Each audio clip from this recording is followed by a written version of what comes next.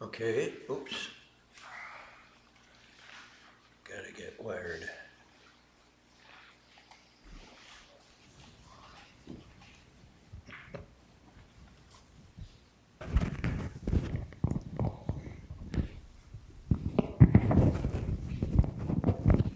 How's the sound, okay? Okay. Going back into the Avatamsaka, we're looking at a section, we're going to finish it up tonight. 10 verses, no giggles, 10 verses.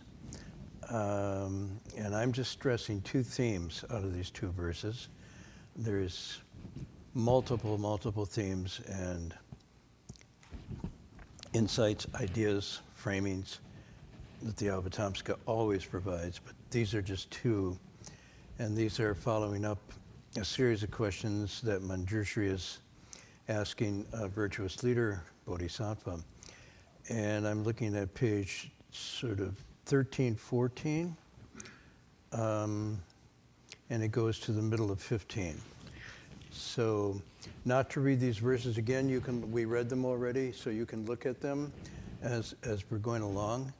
The theme I was getting into last week, a very important one, and this has to do with virtuous leader Bodhisattva explaining that the Dharma, the teachings, called the Buddha Dharma, is of a single nature or intention. The essence of it or the substance of it is one flavor, and I'll quote you a text from the Pali to indicate that. But it is represented, it is brought forth in diverse forms, all kinds of varieties.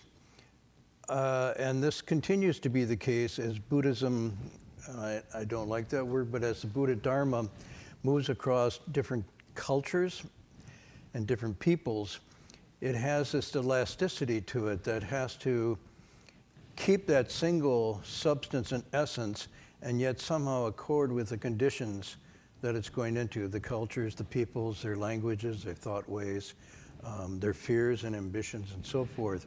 So this is why you get all these different varieties, not only varieties within a single tradition of different teachings, regardless of what canon you're looking at.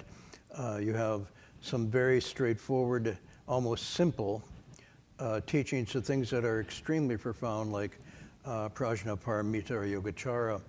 But these are all basically what this virtuous leader Bodhisattva is saying. These are all of a single purport or a single essence, but they do have these varieties or variations. And so we can see that historically, if you want to look at it historically, and again, the Avatamsaka doesn't privilege history. History, our sense of history is just a time construct from its point of view, and therefore not really the way things truly are, but it's the way we frame things. So if you say historically, in this time we're living, the Buddha that appears is Shakyamuni Buddha, Siddhartha Gautama, manifest attaining awakening. He and all those that follow him say they weren't the first or the last. So you can look at many texts. They talk about the Buddhas of antiquity. And antiquity is kind of in quotes here because it doesn't seem to go back as far as we can even imagine. They use the word asamkhya of kalpas, which is mind-blowing measures of time. So, but historically, let's say at this particular time, you have Shakyamuni Buddha coming from Siddhartha Gautama, attaining the way and beginning a 49-year teaching career. There wasn't any Buddhism at the time. And the Buddha himself was not a Buddhist. I'm just going to throw this out for you, okay? And there wasn't any ism. There was just this Dharma. And it went by different names. The preference they had for it then was Buddha Dharma, the teachings of things as they really are from the enlightened mind. Buddha, enlightened mind, Dharma, the teachings as they were, are. And those that followed this teaching were sometimes called shramanas or shamans, which means to take up difficult practice. It's an ascetic lifestyle. But you also see mentions of Brahmins and Sangha and so forth. But they're no Buddhist. These were simply, and they were moving around, going from teacher to teacher, all who had basic insights or something to offer along this general body of teachings and practices that we call, I would say, call Buddha Dharma, not Buddhism. So why does this matter? Well, one thing it matters because then we get into setting Buddhism as having all these different schools, and then we get into arguments which one is better, which one came first, which one's second. This is not something the Buddha was concerned with, nor did he set this up. He would probably say, what have you done? Why have you done this? Why have you proliferated all these things? Basically, it was all clear, you had it here, nothing to do, you went and looked for something to do, and now you created all these divisions in schools. And in fact, I mentioned earlier when some of the earliest pilgrims, Yi Xing and Xuanzang, went to India at this time, they found that the monasteries housed a great many cultivators who were doing different practices. There weren't schools or isms then. They were all in a monastic complex. Some were doing what we now call vipassana meditation. Others were doing sutra study and translation. Others were doing memorization. Others were doing the beginnings of Chan or Dhyana and so forth. But they weren't different isms. They were just different practices within the same monastic. The thing that held them together, though, was the Vinaya. And if you look at the Vinaya, the earliest recensions of the Vinaya, you'll see they're uniform across all these traditions. So they had a code of conduct, which is a way of doing things or a dynamic way of living that guided them. And then their various practices, which later became all these different schools, were simply different practices they took up within the same complex often.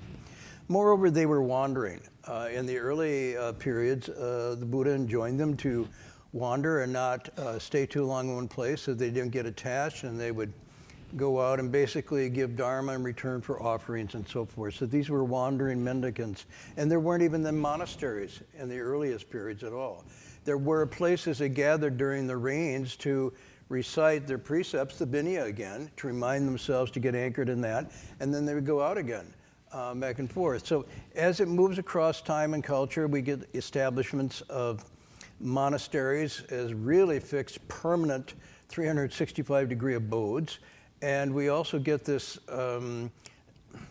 attachment not just to place, but to philosophy or to practice that then becomes the various schools. In fact, some pretty good Western scholars have pointed up until the 19th century, Europeans tend to categorize the world's population into four groups, or religious populations into four groups. What were they? What were the four groups? Christians, Jews, what? Muslim or Islam? I don't know. Well, it's not a very flattering fourth division, so that's probably why you don't know. They were called idolaters, also known as pagans and heathens. That's us. That's the Buddhist and the Taoist and the Confucians. So in this early 19th century grouping, so Buddhists, along with Hindu, Taoist, and everybody else, was considered to be outside the three Abrahamic traditions, Christianity, Catholicism, and Islam. And they're all lumped together under an idolatry. I can remember when I was in school, elementary school, I went to a Catholic elementary school, and we would save our pennies. Why did we save our pennies? We'd save our pennies to put them into a box for the pagan babies who didn't have enough food and clothing, and this was sent out as a generosity gift. And who were the pagan babies? These were the Buddhists, the Taoists, Confucians in Asia and India. And it never occurred to me at the time, pagan babies, it's just, as a kid, just one phrase goes in, and what's a pagan baby? No idea. Little did I know, if I, in my town, it was basically literally white. There wasn't anybody of any color, different ethnicity. Everybody looked like me, more or less. They weren't as handsome. No, in any event. So you didn't, if I encountered somebody like an Asian couple, they'd say, oh, a pagan baby. And they would have been incredibly offended. So Europeans considered everybody else to be benighted worshipers of all manner of strange gods. In fact, Mark Twain wrote a great essay discussing this, and in his usual satire, it's called To a Person Sitting in Darkness. And basically he's describing the other in the third world areas as people who are sitting in darkness. And of course, the project of Western civilization is to bring the light, the enlightenment to them. So that leads to the missionary impulse to convert them all to Christianity. So the better definition of this probably is, and this is, if you want to say, what is this Buddha Dharma? It's not an ism, and this is a whole nother lecture I could give, but I don't think it's a religion. I don't think it's per se a philosophy. It's basically a transformative teaching. When the Chinese first got it, this is called Fojiao, which is the teachings of the awakened one. It wasn't Buddhism as separate from all the other teachings. Anything that could lead to awakening, especially in India, was considered Dharma. And Dharma was this profound insight into the nature of reality that allowed you to, I wouldn't say rise above, but extricate yourself from suffering and confusion and so forth. So the aim was a release from suffering, not conversion to an ism. So I would say better call it a transformative teaching that encompasses three elements. One is prajna, which you could call the philosophical, but it's not really only philosophical. At the first stage it is. It's reading philosophical text. At the second stage, it's meditative prajna. It's a prajna that comes from stilling the mind, not from analytical thought. And the third prajna is without even those two. It's direct seeing things as they really are, without even having to use meditation. We can talk more about this later, but that was the prajna. Then prior to that, there was the mental training. The mental training, not the religious catechism, memorization, and indoctrination, but the mental training that allowed you to enter these states of prajna, and that they called samadhi. Samadhi. So you have samadhi and prajna. And then there's one other thing that's absolutely essential prior to this is, everybody here knows, shila, or ethics. So with the ethical training, you kind of created a space that when you began to look into your mind and what it was doing, you could get a certain common clarity, a samadhi, and that samadhi would then lead to the insight of things as they really are. So these are called in Chinese san wu luo shui, the three non-outflow studies, or the three non-outflow discipline. This remains the core of all Buddhist schools and traditions to the present day. So we have to cut back to this basic, I think, go back to this root. To illustrate this a little more, one of my favorite texts is obviously the Platform Sutra attributed to Wei Neng, but he didn't write it.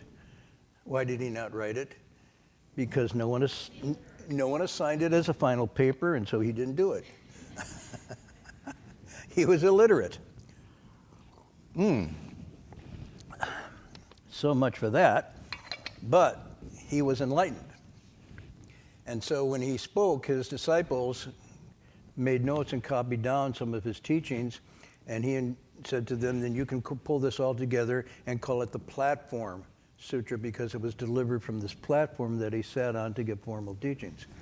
Let me just quote you some to illustrate this theme. He says, the Dharma is originally a single school. The Dharma is originally a single school. It's people who think north and south. Now he's using north and south to describe the northern school and the southern school, sometimes translated as the Mahayana and the Theravada, or the Hinayana as an earlier pejorative expression of, but north and south. In other words, it was divided divisionally. Now it's gone to, you have Thai Buddhism, Burmese Buddhism, Japanese Buddhism, I guess American Buddhism's plural. But he says it's not people who think north and south. The Dharma isn't that way. The Dharma is of one kind, but the understanding of it may be direct or gradual. Dharma itself is neither direct nor gradual. Rather, it's people who are sharp or dull. Hence the terms direct and gradual. And then he goes on, he says, good friends, this teaching of ours, 84,000 wisdoms, in other words, discussing the variety of approaches, 84,000, he says, flows from this one prajna. Why? Because people have 84,000 ways of tying themselves in knots. Vanau, klesha. So he says the sutras, all the sutras in the writings of the great and small vehicle, and the 12 divisions of the canon. So all after the Buddhist teaching, the disciples get together in a number of different assemblies over time and try to collate this down into a canon. The Buddha never used the canon because there wasn't one. He just spoke to conditions and potentials. They wrote it down. They organized, and he said all of these, Huineng saying the great and small vehicles, the 12 divisions of the canon, all these were established because of people. In other words, they weren't divinely given, as some religious traditions say this was the gift of God to people. They were established because of people and could only have been set up because of people's wisdom potential. This is really critical. So they were only set up to activate inherent wisdom. They weren't set up to be a division between the divine and the human, but rather a bridge to enter into the enlightened. And then this great line, if there were no people in the world, then all the myriad Dharma teachings would not exist by themselves. This is really quite interesting. Therefore, you should realize the myriad dharmas arise from people, and all sutras are taught and explained for people. Then he says, only pay attention to your own mind. Your own mind. This is the ground where the three non-outflow practices occur. They don't occur outside your own being, outside your own person. So you are both the subject and the object of study. The individual, every individual has this Buddha nature, and therefore you work on yourself. Pay attention to your, he calls it original mind, which means this fundamental, deep, unchanging essence, this mind. Don't get entangled in the external form of Dharma. Very critical. My school, your school, this is better, that's worse. Don't get entangled, he says, into all this hair splitting. The Dharma doesn't have 4 different vehicles. At this time, he was talking about, anybody know what the 4 were he was talking about? Don't look it up on your magic tablet there. Of course, unless you're texting with your mother to tell her you're okay because you're at the monastery tonight and you're not partying. But, you know. What are the 4? He's talking about 4 different vehicles. That's another expression you use. A vehicle is like Mahayana. Yana is a vehicle. We should have a car. We had a new car coming, an electric car called Yana. I always have these ideas, they never turn into anything. So there's Mahayana, and they had Hinayana, which is a smaller, lesser Yana vehicle. So the term he's using here is vehicles for the different schools, the different teaching. What are the 4 he's talking about?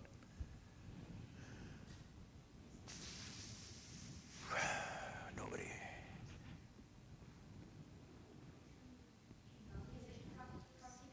Pratyeka Buddha is one. Shravaka is the other, right? The sound hearers. Bodhisattvas. You know, arhats are Shravakas. Buddhas, the 4 stages of vehicles, okay. He says, the Dharma doesn't have 4 vehicles, it's people's minds that differ. Learning through reading, listening, and reciting is the lesser of the vehicle. Awakening to Dharmas and understanding their meaning is the middle vehicle. Cultivating according to the teachings is the great vehicle. To completely fathom 10,000 things while remaining undefiled by anything, detached from appearances, not grasping at anything at all, this is the highest vehicle. And then this key line. Vehicles are methods of practice, not subjects for debate. These teachings are vehicles for practice, not subjects for debate. Cultivate yourself and don't ask me. At all times, your essential nature is itself truly as it is. So this is a corresponding thing. I draw on, when we're doing the Avatamsaka, if you have the interest, the inclination, reading Chengguan National Master Qingliang Guoshi's commentary on the Avatamsaka is really worthwhile. It's really outstanding. Master Hua encouraged Heng Sure and I to use it when we were and are lecturing on it. It's only been partially translated. It's just a brilliant commentary, but I'll just quote some sections here from, this is from the first door of that. It's called the prologue, and it's a Suchao. He says, therefore, in the inconceivabilities chapter, it makes clear that all Buddhas are able in a single body to manifest by transformation heads as many as fine motes of dust in ineffable Buddha Kshetras, and that every tongue emits as many sounds up to including text and meanings of phrases. So again, the diversity of the teachings come from a single source, the Buddha mind, but they accord with the different potentials and capacities of different beings. So the one and the many here is interfused in this. So the differences, even in tradition and vehicles, all share, according to the text, a common and single unifying essence, substance, purport, despite apparent divergences. And then he has this wonderful expression. He says, whenever the mind meshes with the highest way, ancient and present blend into one. This is just a beautiful expression. In other words, it's also timeless. It's not of time, it's not of place. And when the mind meshes with the highest way, then all these differences disappear. Okay, and then he says, why is this? And he says, basically, and this is his line, because the Dharma is that way, which doesn't sound like an explanation, but it actually is. He says, the way of sagely kings, which is another honorific term for Buddhas, is broad and level. From high antiquity, the rule is the same. The single vehicle's door to the mysterious, to which all Buddhas identically certify or affirm. So therefore, he's saying it's not even historically conditioned. It is something that purports to be trans-historical, across time and place. Then he says, therefore, of all Buddhas, the Dharma is that way. In infinite worlds, they always turn the wheel of Dharma, which is infinite in that way. And here he says, why do they turn it? Causing all beings to return to the origin and go back to the source. So the whole purport of this, the Lotus Sutra says it's to catalyze or activate the capacity to know and see how a Buddha knows and sees, the knowledge and vision of a Buddha they call the one great matter. Here he says basically to go back, to return to the origin, go back to the source, which is this fundamental mind. And then it says to the exhaustion of the future, they do not rest. Why do they not rest? You got ginseng. No, why do they not rest? Because of their vows. But the vows don't come out of duress, the vows come out of compassion. It's not like, okay, I'll make this vow and I'll really work hard and maybe I'll get reward when I die. It's not this kind of mentality. They actually see all living beings as totally interconnected, as one substance, having the same Buddha nature. And then they go like Sudna goes, and did I hear you say that living beings are boundless? Yes, I did. Well, then how long would it take to save them all? And the answer is, don't even try to go there. And so their vow becomes, in a sense, unstrained and effortless because they lose sense of time. They lose sense of me and self and others and all these divisions. And that's when it says, when they enter the quote I gave you before, when it reaches the highest level, ancient and present blend into one. Past, present, and future also blend into one. This is not, an ordinary kind of understanding. You find this also, there's called a Khuddaka Nikaya. And here the Buddha uses this a very simple expression. He says, just as the ocean has one taste, the taste of salt, even so this teaching, this Dharma teaching and training, Dhamma Vinaya, has one taste too, the taste of liberation. So this is basically what the Avatamsaka is doing at this point, saying, Manjushri is saying, tell me why there's all this diversion, all these variations, and virtuous leader Bodhisattva says, because living beings are all diverse and varied, they have one simple essence, the Buddha nature. but it's all tied up in different ways and has to be released in different ways, and that's why the different teachings. They're not high or low, it's of a single flavor. So I guess one conclusion from this is the Dharma then speaks to everything. The Dharma is meant to address all of our human, because I'm going back to Hui Nung here and say it was spoken for people. It's not spoken just for those who are elevated and gone beyond the human. It's spoken actually for the human condition. So it speaks to everything, and in verse, everything speaks the Dharma. So you see this kind of, and this is a common expression used when they say everything speaks the Dharma, and the Dharma speaks to everything. Therefore, Master Hua, when he was teaching us the Avatamsaka, he says, in the very specifics of your life, see these principles. And in these principles, extrapolate them and see them addressing the very principles of your life. So I was going to share with you tonight different ways this could manifest. One, I told you last week with lunch with Snezhna Akbyanar, who was our former president of the university. Many of you didn't know that her father was a monk, a bhikkhu. His name was Nanajibako. He became a monk in, I think, 1966. So he had already had Snezhna before he was a monk. She was well into her adolescence. They had a very difficult life. They had fled the Nazis. He was a diplomat in Rome for a while. They lived in a very turbulent time. She got much exposure to different cultures, but at the same time, much uncertainty and so forth. Her father was basically had a PhD in Indian and Greek philosophy. So he was extremely learned. This was at the University of Zagreb. He was born in 1915, around the time of my father, actually, about 1915. And he passed away at the city of 10,000 Buddhas in 1997. So later on in his life, he came to the city of 10,000 Buddhas. Snezhna is president of the university, and her father's there. This is very strange. He leaves home, but then kind of comes back to home. You know, this works. The Buddha leaves home, comes back to teach his, his wife and son and so forth. So this, the leaving, the coming and going without border, returning is sort of illustrated here. In any event, I was going to share with you, 'cause I wanted to find one book in my library. I couldn't find that, but I found this one. This is one that he translates. So this says Bhikkhu Nanajibako, and it says Studies in Comparative Philosophy. It's Schopenhauer, Nietzsche, Existentialism, and Buddhism. So his background was, Greek, but he also was very much into modern philosophy. His stuff is really interesting. If you're interested in comparative philosophy, I mean, he's quite ahead of his time. In one of our classes at the university, you studied Schopenhauer, Nietzsche, and existentialism, but he was early on to this.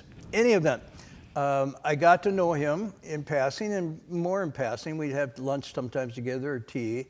And as one of his major publications was Anityam, the Buddhist Theory of Impermanence, is one of his major works. And I can remember this time we were in the hall, and Master Watt invited him to lecture, and he was giving a lecture on Pali text and so forth, and going through, I think, the 3 seals, or the 4 seals. What are the 4 seals? Not the, what are the 4 seals? Dukkha, anatta, anitya, nirvana. Anyway, he was doing and so he got up and he was putting anicca, impermanence, and he stopped and he froze. And we all thought, well, surely he knows how to spell it. And he froze for a long time. It's quite uncomfortable. You're kind of thinking, he's older and whatnot. Is he having what we call a senior moment? And finally, he just puts the chalk down and he turns around and he says, I know I was lecturing to you, but I have no idea what I was saying. I can't remember what I was saying. And he said, and that speaks the wonderful Dharma, doesn't it? Boom, impermanence. I mean, right manifest. So he had the grace and presence to just use his body and the experience to say it's not apart from these conditions we're going through. I was going to do another one, but I'll save that for another time. This one I like because it's a condition I've now entered. I was born with this. No, yeah, you're laughing because you weren't born with this either. It's called gray hair. And not only is it gray, but it's falling out. So eventually I'll look like I did when I came out. But only there'll be a different feeling associated with it. There's this wonderful Jataka that I was going to tell, basically where the king instructs his barber, if you ever see a white hair in your cuttings, stop me. And he's going on, he lives a full life, he's enjoying himself, and then all of a sudden the barber sees a white hair, and he plicks it with his golden tongs, and he lays it in the king's hand, and the king just gets blown away. It seems as if King of Death was standing over him and just reading the summary of this. And he says, foolish me, he says. Gray hairs have come upon you before you've been able to rid yourself of depravities, the klesha of afflictions. And at that thought, the appearance of gray hair, he just sweat rolled down. He said he got caught on fire. Nothing seemed meaningful at that. And this day, he said, I will go forth. And so he left and went. Now, the second theme, are you guys going to talk tonight? Could? Okay, well, we'll just roll here and we'll leave a little time and anybody. The second theme, and I really want to stress this one because it often gets overlooked. If we go back to the text, it's right at the beginning of the verses. Virtuous leader Bodhisattva answered, disciples of the Buddha, what you ask about is profound and difficult to fathom. Wise ones are able to know and find constant joy in a Buddha's virtues. Constant joy in the virtues. So this is the second theme that I wanted to maybe bring out a little more tonight and then kind of wrap it up. They understand and appreciate. I would use appreciate here rather than know. Because it's not just know cognitively. There's a sense of total mind-body appreciation when you're talking about virtue. And it's probably, I think, one of the more overlooked aspects of the teaching, because a lot of people think that people are cultivating to end suffering. And they're trying to not necessarily escape, but get outside of the sort of conditioned existence with all its vicissitudes and ups and downs, taxes, divorces, wars, and so forth. But most overlooked are really the teachings of joy and happiness. And I think this one comes out here. And in fact, you'll find a constant theme running through, like the four unlimited minds, the four Brahma Viharas: kindness, compassion, joy, and equanimity. These are all positive things that we would all aspire to. We either tend, one way to sort of hedonism and indulgence, or self-mortification or renunciation. These two extremes we bounce back and miss the psychological flavor. The psychological flavor, what's called the middle way. And basically the middle way is just saying enough, just enough. Zhizu, knowing enough, knowing when to stop. Yet, this is so tough to achieve. But in that, knowing just enough is the source of this happiness and joy. It's not necessarily getting all the things you want. That's not how it's presented. In fact, wanting to get all these things is a source of joylessness. So let me quote a passage. I really like this. This is from the Tao Te Ching. No lure. Lure? Do you know lure? Anybody know lure? Connie, what's a lure? Yeah, I know, you don't know. You never went fishing. When you go fishing, you put a lure, a baited hook in to attract the fish. Yeah, alluring, to lure in. No lure is greater than to possess what others want. No disaster greater than not to be content with what one has. And no presage, no sign or kind of greater evil than people should be wanting always to get more. And this, the wonderful line, it's very subtle, but it says, he who has once known the contentment that comes from simply being content will never again be otherwise than contented. It's this beautiful line. So I guess real joy, happiness, delight, excitement comes spontaneously from cultivating the way. Not self-mortification, not denial, not even renunciation. Because renunciation is a bad translation of liberation. If you got chains on your body and you take them off, you're not renouncing the chains. You're liberated from. So it's not renunciation of something, but it's more entry into liberation.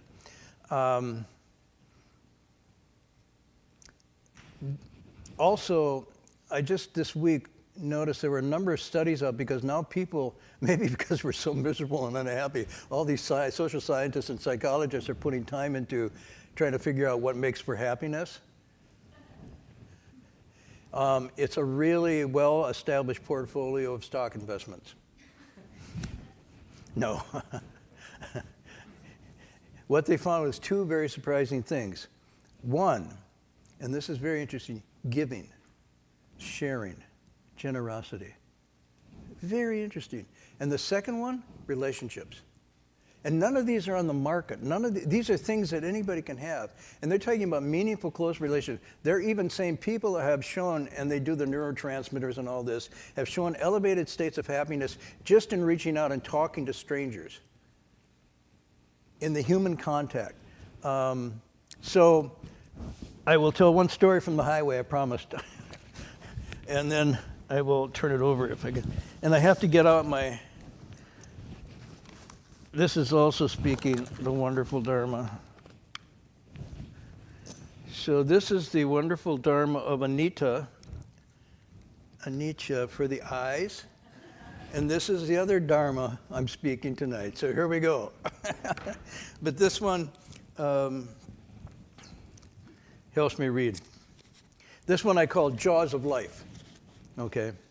So here, I just reading right from the journal. Dave and Bob offer the fire station lot to us tonight. They're firemen. It's in suburbia. We're entering or into the heart of San Francisco here on the outskirts. Houses, house to house, suburban houses, residential for miles, no camping, no woods, and no shelter for us. And in many places we went, even staying in the car overnight was called vagrancy, and we get busted. I can try to explain. We left home, we're wandering. No.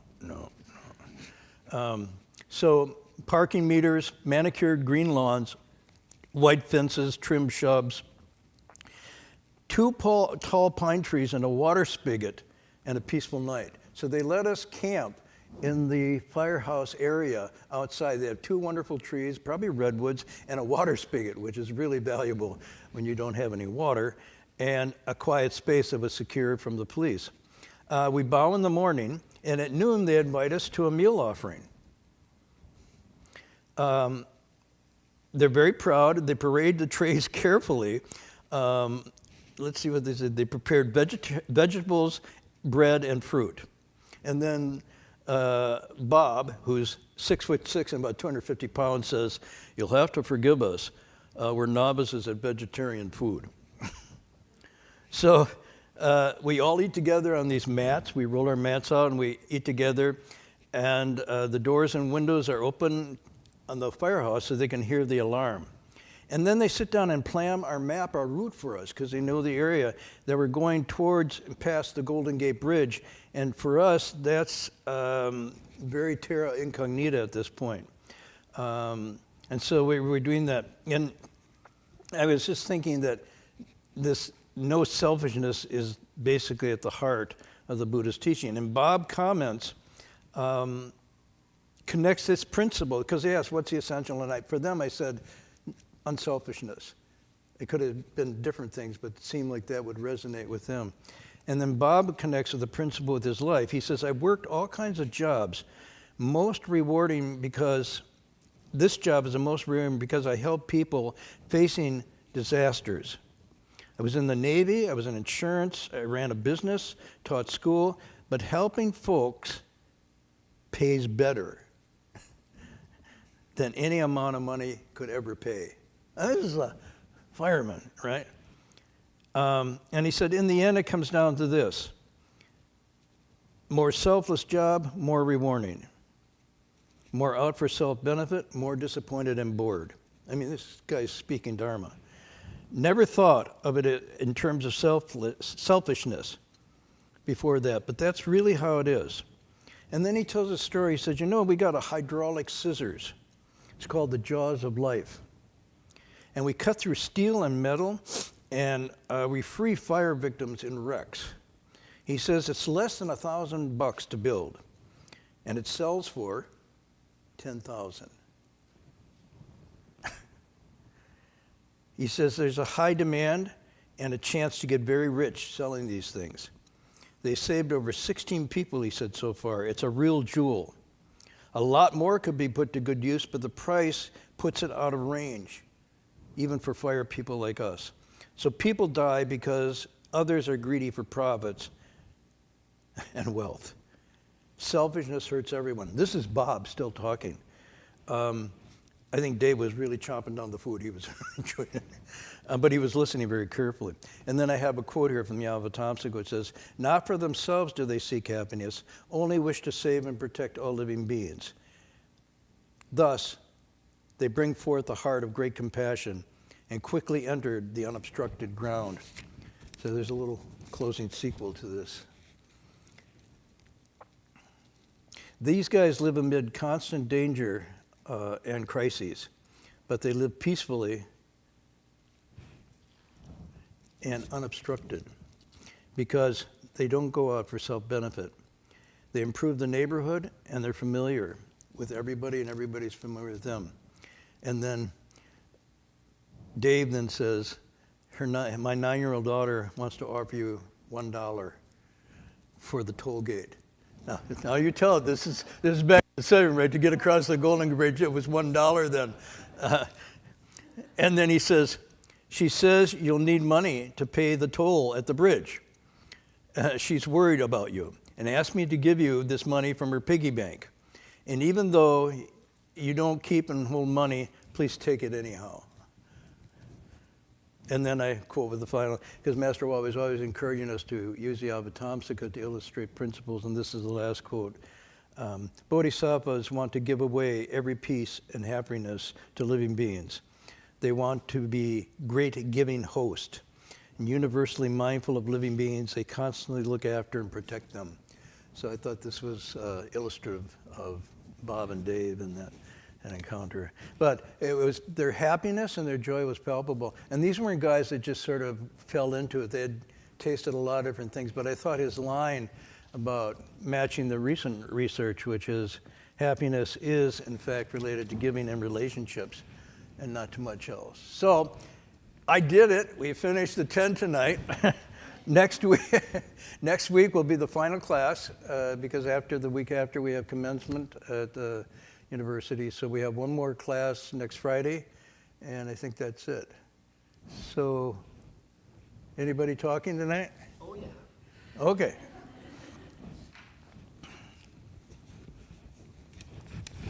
Let me give you the...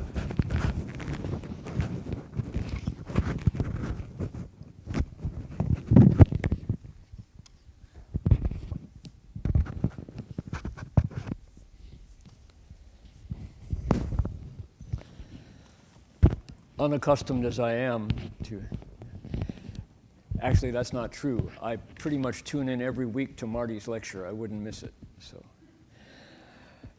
Flattery will get you everywhere. Listen, I've smelled this guy's farts for years. I know. So my name is Heng Sure, and it's kind of nice to be back. But I wanted to let folks know that Professor Verhoeven has officially retired from Dharma Realm Buddhist University. No, that's not correct. He's stepped down from, let's make sure we get this correct. Lauren knows. Lauren, what has happened? What is the transformation here? He's stepping down from being academic dean, but he's still going to teach. Still going to teach. Okay, good. So you know the 4 vows of the Bodhisattva, right? Living beings are boundless, I've got to save them all. Afflictions are endless, I've got to change them all. Dharma doors are limitless, I've got to study them all. Buddha ways unsurpassed. And meetings are infinite, I vow to attend them all. And I'm dropping one of my vows. No Bodhisattva ever made that last vow. So the reason I bring that up is that's a big change. And I'm told that many of the students and staff at DRBU are kind of in denial about this because they want to, cling on. They don't want to let him go. So, but Dharma is always round. There's always there's the ku, and then there's the le. There's the statement of reality, and then the resolution towards completion, towards wholeness. And even when you look at a crescent moon, you can, the dark side of the moon is always there, but we choose to focus on the lit crescent. But if you refocus your eyes, you can see the penumbra around the dark side is really fascinating. So if you let Marty go, all of you DRBU staff and faculty, you're actually allowing him to take stories like the one you just heard and put them in your hands. That is to say, there's an unwritten volume of the 3 Steps, 1 Bow journals, which has always taken 2nd or 3rd or 4th place to his duties at the university. So thank you for letting him go so that he can finish the writing of that last book. Huh. Yeah. Indirectly. No. That's just, you heard it, it's official. He's been on me for years to finish this, so.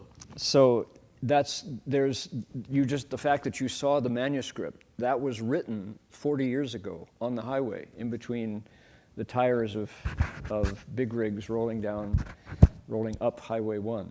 So that's the actual journal. And 9 volumes have been published, but that last one is still in manuscript form, which seems incredible. But Master Hua, when Marty and I arrived at CTDB, came into our the room we were living in, which is the 2 rooms behind Guanyin at the 10,000 Buddhas Hall. That was where we were living. And Shifu said, 你们赶快把这个笔记写好了，不要拖拖拉拉这样子的。Do it now. Finish these journals. Don't be so careless and sloppy as you usually are, 40 years later, we're saying, hey, there's one more volume. And if that one could be finished, and then we can decide what to do with the journals and the letters, because the Highway Dharma letters is a separate volume, and that goes all the way to CTDB. But our published journals currently stop at the Golden Gate Bridge. There's another 100 miles, another 9 months. And the stories are, as you just heard. I was thinking of hearing about those firefighters. There was another firefighter named Norman Hammond who was down in the Tri-Cities area. San Luis area down there. And he said something I'll never forget. He said, we get these calls and a house is on fire, and we roll up and we try to get everybody out and to safety from the burning house. He says, it's really a burning house, just like the Lotus Sutra says. We're like, whoa, Norman Hammond, California has interesting firefighters. So he says, He says, you know what? We pull them out, and then what do? These people go, oh, pictures of my grandpa. And they run back inside and die, He says, you know what it's like? He says, you know what impermanence is like? He says, I'll tell you what impermanence is like. He says, it's like the sweat on the plate after the last piece of toast has been buttered and eaten. We're like, there's an image I can put my teeth into, right? That last piece of toast, there's just some bubbles. Gone. That's life. So, thank you, Norman Hammond, for one of these indelible images. So, anyway, I wanted to say this is also Buddha's birthday time, Mother's Day. Did you all remember? Right? And what else? Master Shenhua's 30th anniversary of his demise, of his nirvana, all at once. And so you have Marty here, only one more week for this segment, then you get him again. When's your next round? September? Usually Ken announces, anybody know when the classes start up again in the fall? In August sometime. Yeah, yeah. So probably we'll start up here Friday night again sometime in September. But if you're on the mailing list, Locke, do you have a list or something they can just access? Okay. So the point is, this is very interesting. I had a realization that today is my Master Empty Cloud picture biography lecture begins at 6:30 on Friday nights and ends at 7:30. So you're free to attend it and then still make Marty's meditation. So, but the Master Empty Cloud picture biography lecture series, available on Dharma Realm Live YouTube, is about a pilgrim, Master Xu Yun, right? He did 3 steps, 1 bow, and then after he got to finish that, he went to Wu Tai Shan, and then he went to Tibet, and then he went to Burma, to Myanmar, and then he came up through Yunnan, and then he went to Sichuan, and then he went back to Beijing in time for the Boxer Rebellion.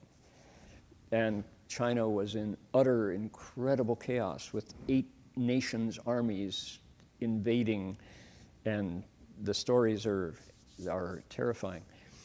He accompanied the Empress Dowager Cixi as she didn't abdicate, she fled Beijing out to Xi'an, which used to be Chang'an, through the Daimen into what then was China's frontier, same route that Master Xuanzang took. So he accompanied her there and did the praying for rain, because there was cannibalism in China at the time after 3 years of drought and no crops. People had nothing to eat. So he did a praying for rain, and then, so and then did another route, went back down to the south and nearly died again. So amazing, amazing story of a Buddhist pilgrim. Okay, Master Empty Cloud, lived to be 120. So on tomorrow night, Saturday nights, I'm lecturing on Sudana, a famous Buddhist pilgrim, right? 53 teachers, waking up and hearing that story. It's called the Ganda Vyuha. It's the next to last chapter of the Avatamsaka Sutra, a second Buddhist pilgrim. And then on Sunday nights, I've been a long-running Sunday night CTTB lecture, Dharma lecture, is the Avatamsaka Sutra's 10 transferences. And I go through a piece of the sutra, and then I bring in stories from Master Xuanzang, a third Buddhist pilgrim. Unknowingly, without planning at all, I'm doing 3 lectures a week on Buddhist pilgrims. So interesting. And particularly Sudana, the Saturday night lecture series is just priceless to be able to dig into this incredibly human document. Sudana goes to all these teachers. What he's doing, he's establishing a relationship with teachers. And the sutra is very generous in its details about what's involved, what changes happen as you set up this relationship to open to what knowledge of Dharma this person has who came before you, who committed to learning it, and is now willing to pass it on. What's your relationship with that knowledge? And can you understand what they speak? Master Empty Cloud had a thick Hunanese accent. Have you ever tried to understand Hunanese Chinese? Mao Zedong spoke Hunanese Chinese. And, 我们中国人民共和国成立了，毛主席万岁。And everybody's going, I don't understand a word he's saying. It's like Hunan, Hunan accent. What if your teacher speaks an accent you can't understand? Shifu, could you say it? He had to rely on me to talk to Shifu. Well, Shifu was reading his mind and he knew that, but it's like, you negotiate all those details in learning the Dharma. Marty is visual. I'm ear person. I do languages. He can see somebody walk and tell you in 6 ways how to kill him with a rolled up newspaper, martial artist and things like that. I don't have those skills, but so he used to really. I'm using flash drives now. The newspapers will pass. I know, it's flash drive. How to kill him with kindness. So anyway, so relationships with teachers, and that teacher had to do the same thing with their teachers, and on back and on back and on back. How does this done? The Avatamsaka Sutra gives us 53 encounters. Sudana just finished with someone named Mega, Mijie Daren. And Mijie Daren passed on the Avatamsaka alphabet, the Huayan syllabary, 42 letters that revolve to the right and shed light and provide access, a door to Prajna Paramita. It's like, so yeah, and it's like, this is the Avatamsaka Sutra's esoteric school, the Mi Zong of the Avatamsaka. Who knew? That's why Shifu says it's the biggest in content, not in length, because it contains all those dharmas.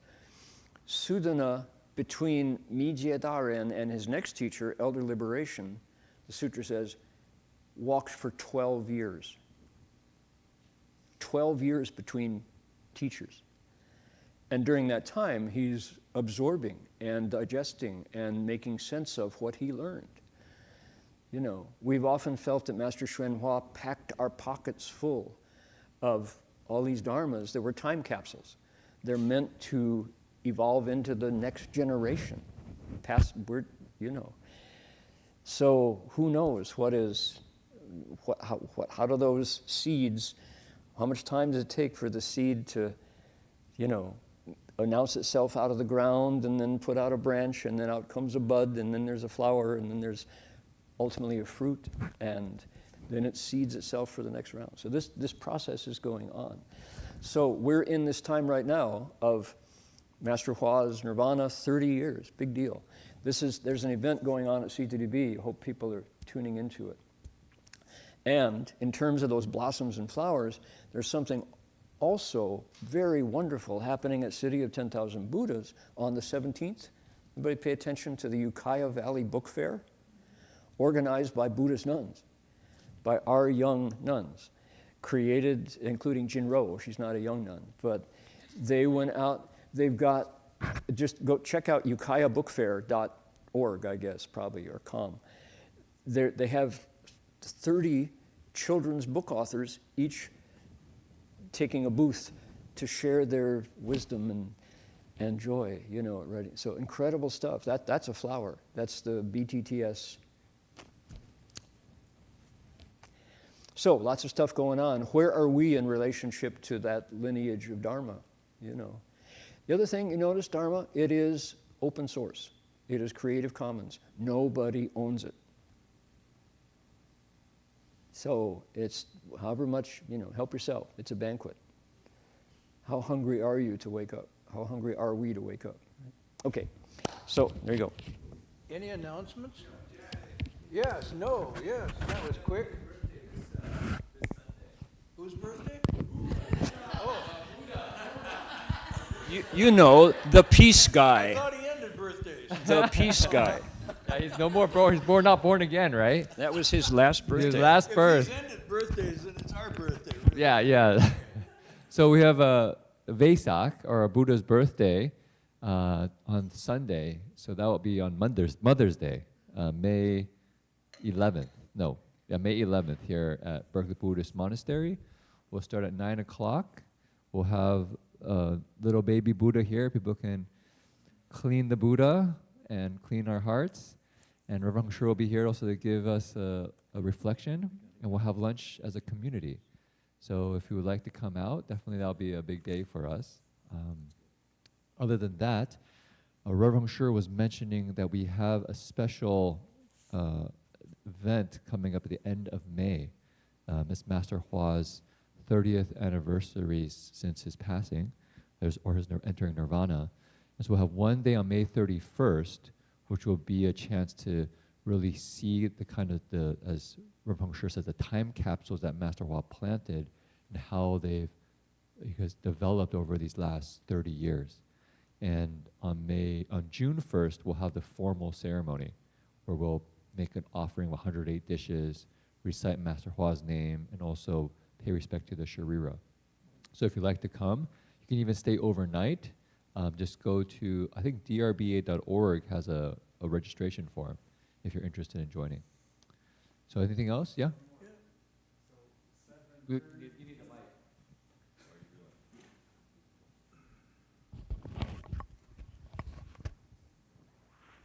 are people on the front.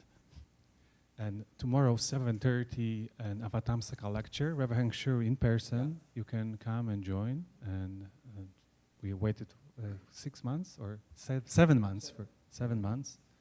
And in the next week, so Dharma is starting lecturing in person here in Berkeley Buddhist Monastery every Saturday, 7:30 p.m. And 2 retreats this summer, aren't there? Oh, The yeah. retreats? Yeah, we have upcoming Sudana Center retreat on June 7th to the 14th. For those who are scientifically minded, we'll be looking into quantum physics and yogacara and phenomenology. Now, those are all very big words, but if you want, it's very interesting when you start to look into modern science, you realize that our mind actually has a very profound influence on what we see, on the nature of space, the nature of time, the nature of reality. And so Bogdan, who is Jing Weisher's very good friend, is actually building quantum computers. And he'll be sharing his insights that he sees a really profound link to the consciousness-only school of Buddhism. Just to give you a line he says, he thinks that the Buddha can see the wave function before it collapses. Now, what does that mean? Come and find out. And then we have We have a Buddha Root Farm, and this How many have registered so far? Is there still space? yes, is yes, still there's space. There's still space. Okay, because I announced it, and I know at some point people are going to go, well, they told me it was full. So don't wait to sign up. And June 22nd to 29 this year, and we will recite the Guanyin name in the Turtle Mountains, and we sleep in the tents, and it's a very rare opportunity to cultivate with community and in the nature, what is profoundly impactful, so to say. We'll be reciting Guanyin's name, but if you would like, you can actually sign up for another 3 days. We have a chant to follow up. And both Verhoeven Sure will be there for the beginning with Doug, and then Marty will join us for the 3-day chant. So really rare to have a chance to cultivate in the forest, reciting, and then meditating. If you're not enough for you to recite the Guanyin name, we have Guanyin session at City of the Thousand Buddhas Right in afterwards. July afterwards. Just in case she didn't hear you. Yeah. You can repeat her name, and Doug Powers will bring you more insights from Yogacara and phenomenology, probably. Yeah, very fun. Okay. Okay, we can do.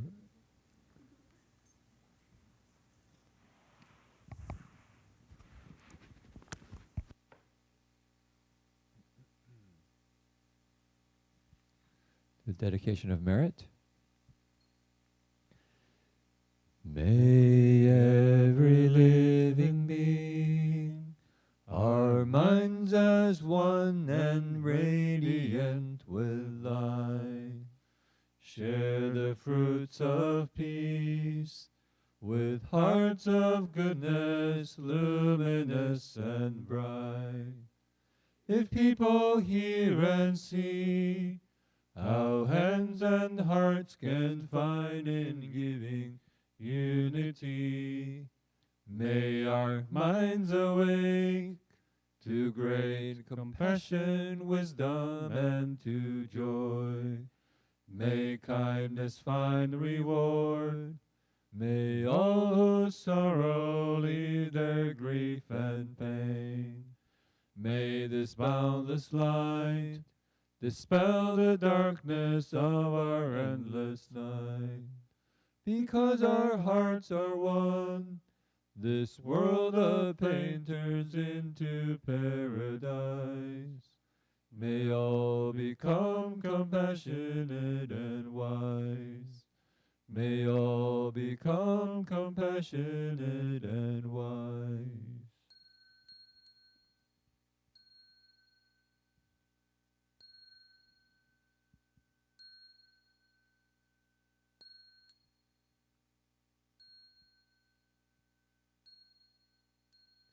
Bow in respect to the 3 jewels.